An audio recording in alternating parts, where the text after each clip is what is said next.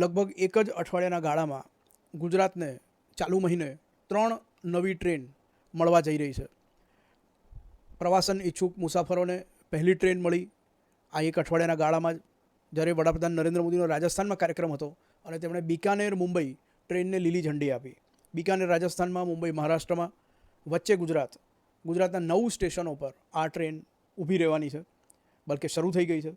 અને એના કારણે આ 9 સ્ટેશનોને નોર્થ અને સાઉથની કનેક્ટિવિટી મળી છે. ગુજરાતના અન્ય સ્ટેશનો તરફ, ઉપર રાજસ્થાન તરફ અને નીચે મુંબઈ તરફ નવી કનેક્ટિવિટી ગુજરાતના 9 શહેરોને મળી છે.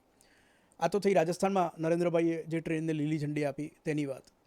ગુજરાતમાં નરેન્દ્રભાઈનો 26 અને 27 મેના રોજ પ્રવાસ છે. એમાં તેઓ 2 ટ્રેનને, એટલે આપણે પેસેન્જર ટ્રેનની વાત કરીએ છીએ, મુસાફરોની ટ્રેનની. ગુડ્સ ટ્રેન પણ પાછી છે, પરંતુ અત્યારે આપણે માત્ર મુસાફરો જેમાં મુસાફરી કરી શકશે એવી ટ્રેનની વાત કરીએ તો 2 ટ્રેનને નરેન્દ્રભાઈ લીલી ઝંડી આપવાના છે. એમાં એક જેના વિશે આપણે વિડીયો બનાવી ચૂક્યા છીએ. આમ તો આપણે બિકાનેર મુંબઈવાળી ટ્રેન પર પણ વિડીયો બનાવી ચૂક્યા છે, પરંતુ આ ગુજરાતમાં જે લીલી ઝંડી આપવાના છે વંદે ભારત એક્સપ્રેસ ટ્રેન, જે અમદાવાદના સાબરમતી સ્ટેશનેથી વેરાવળ પહોંચશે. સોમનાથ જતા યાત્રિકો માટે વિશેષ કરીને લાભકારી નીવડશે આ ટ્રેન. અને આ વંદે ભારત એક્સપ્રેસથી વેરાવળ અને જૂનાગઢને વંદે ભારત ટ્રેનનું નવું કવરેજ મળ્યું છે. અન્ય શહેરો સુરેન્દ્રનગર, વાંકાનેર, રાજકોટ, અમદાવાદ, વિરમગામ, અહીં તો એક વંદે ભારત એક્સપ્રેસ આ રૂટ પર છે જ, દ્વારકા જ હતી. પરંતુ વેરાવળ અને જૂનાગઢને વંદે ભારત એક્સપ્રેસ ટ્રેનનો પ્રથમ વખત લાભ મળશે, જ્યારે નરેન્દ્રભાઈ સાબરમતીથી સોમનાથની ટ્રેનને લીલી ઝંડી આપશે. પણ આજે અહીં વાત ત્રીજી ટ્રેનની કરવી છે, જે એક જ અઠવાડિયામાં ગુજરાતના મુસાફરોને મળવા જઈ રહી છે, અને તે છે દાહોદ વલસાડ એક્સપ્રેસ ટ્રેન. આ ટ્રેનને પણ લીલી ઝંડી વડાપ્રધાન બતાવવાના છે.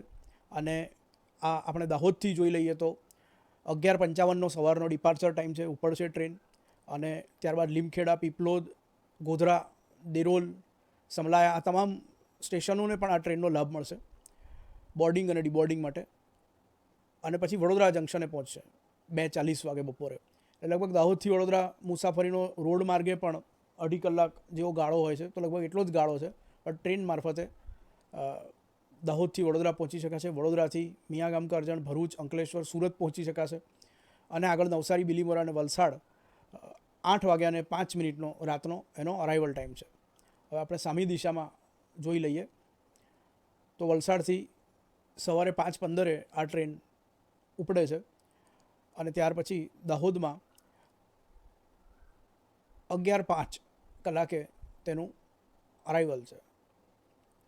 તો આ રીતે જો આપણે જોઈએ તો 3 ટ્રેનો ગુજરાતને આ એક જ અઠવાડિયાના ગાળામાં, આ ત્રીજી ટ્રેનની વાત છે, જે દાહોદ, વલસાડ અને ઓફકોર્સ વચ્ચેના સ્ટેશનોને પણ એનો બેનિફિટ મળે.